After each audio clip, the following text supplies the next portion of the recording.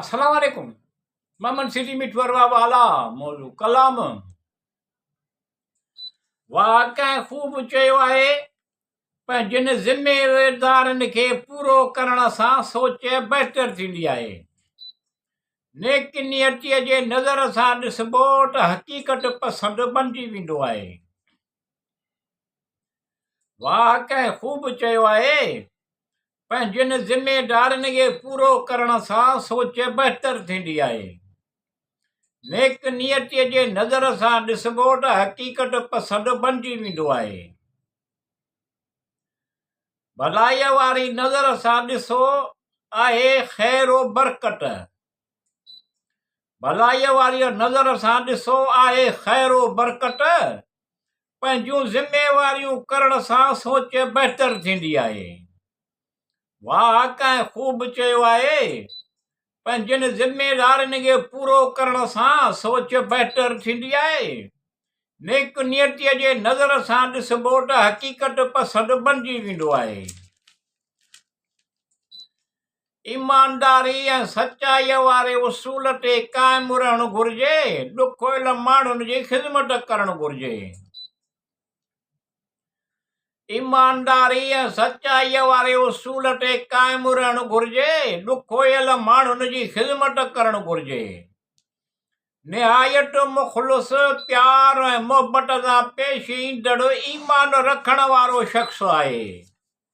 वाकई खूब चयो आहे पर जिन ज़िम्मेदारनि खे पूरो करण सां सोच बहितर थींदी आहे। नेक नियतीअ जे नज़र सां ॾिसबो त हक़ीक़त पसंदि बणिजी वेंदो आहे। दरगुज़र करणु मुक़रर हद ताईं माफ़ करणु घुरिजे। बाक़ी हयाती ख़ुशगवार नमूने गुज़रे थी। दरगुज़र करणु मुक़रर हद ताईं माफ़ करणु घुरिजे। बाक़ी हयाती ख़ुशगवार नमूने गुज़रे थी। माफ़ करणु मुकमल तौर ज़ाती फ़ैल हुजे थो। माफ़ करणु ॼण पंहिंजे लाइ आसानी पैदा करणु आहे। वाकई खूब चयो आहे पर जिन ज़िम्मेवारनि खे पूरो करण सां सोच बहितर थींदी आहे। नेक नियतीअ जे नज़र सां ॾिसबो त हक़ीक़त पसंदि बणिजी वेंदो आहे। जॾहिं चइजे थो अल्लाह अल रहमान अल रहीम उन ते महिरबानी करे। जॾहिं चइजे थो त अल्लाह अल रहमान अल रहीम उन ते महिरबानी करे मूं खेसि माफ़ करे छॾियो आहे। वाकई खूब चयो आहे पर जिन ज़िम्मेवारनि खे पूरो करण सां सोच बहितर थींदी आहे। नेक नियतीअ जे नज़र सां ॾिसबो त हक़ीक़त पसंदि बणिजी वेंदो आहे।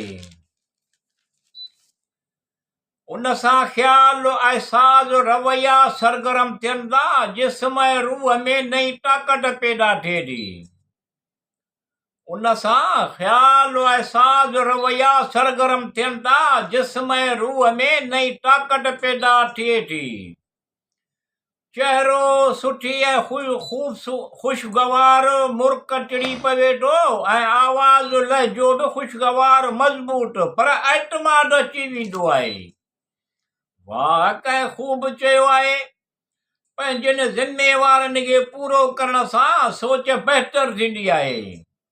नेक नियतीअ जे नज़र सां ॾिसबो त हक़ीक़त पसंदि बणिजी वेंदो आहे।